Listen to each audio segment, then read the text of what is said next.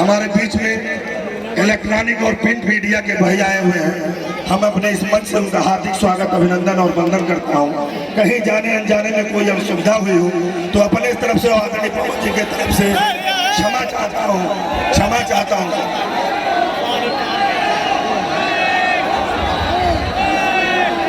मैं हमारे मंच देखिए, एक भाई हमारा अपना वोटर ID कार्ड दिखा रहा है।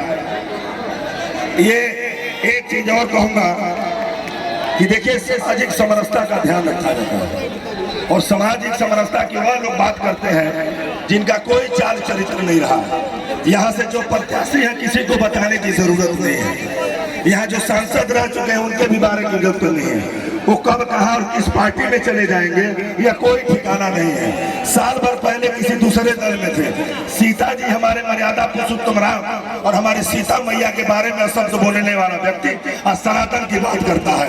बड़ा दुख होता है हमको इस बात में कि हम सनातनी लोग हैं, लेकिन हर मजहब की इच्छा करते। हम तो कहते हैं सार्वजनिक मंचों से, एक अच्छा हिंदू हो, एक अच्छा ईसाई हो, एक अच्छा पारसी हो, एक अच्छा सरदार हो और एक अच्छा मुसलमान हो। सारे समाज का सम्मान करना हम जानते हैं। हमारे सनातन धर्म में किसी मजहब का विरोध करना नहीं सिखाया है। लेकिन हमारे समाज के ही कुछ नेता हैं जो जाति और धर्म मजहब को बांटने का काम करते हैं। कभी आएंगे कहेंगे कुशवाहा के नाम पे वोट दे दो, कभी कहेंगे ब्राह्मण के नाम पे वोट दे दो, कभी कहेंगे ठाकुर के नाम पर दे दो, कभी कहेंगे पिछड़ा के नाम पर वोट दे दो। लेकिन सच्चाई है ये मित्रों, 15 साल के इतिहास में 15 साल के राजनीति को उठा करके पढ़ लीजिएगा।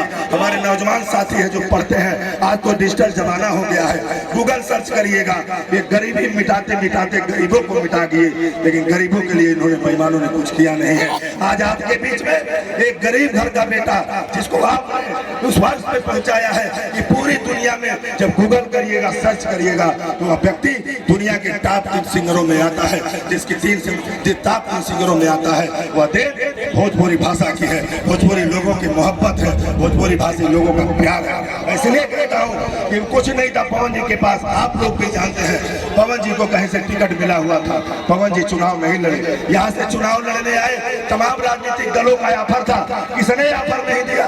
लेकिन पवन जी ने कहा कि मेरा चरित्र बदलेगा नहीं, न मेरा विचार बदलेगा। अगर मैं उस पार्टी से चुनाव नहीं लड़ूंगा तो किसी राजनीतिक दल से चुनाव नहीं लड़ूंगा। और आपकी जनता पे मुझे पूरा विश्वास है और निर्दल आपके बीच चुनाव लड़ने आ गया है। पवन सिंह ने कहा कि यह निर्दल नहीं, ये सर्वदलीय नेता है और काराकाट की धरती पे इतिहास बन करके और दिल्ली की सदन में जाएगा।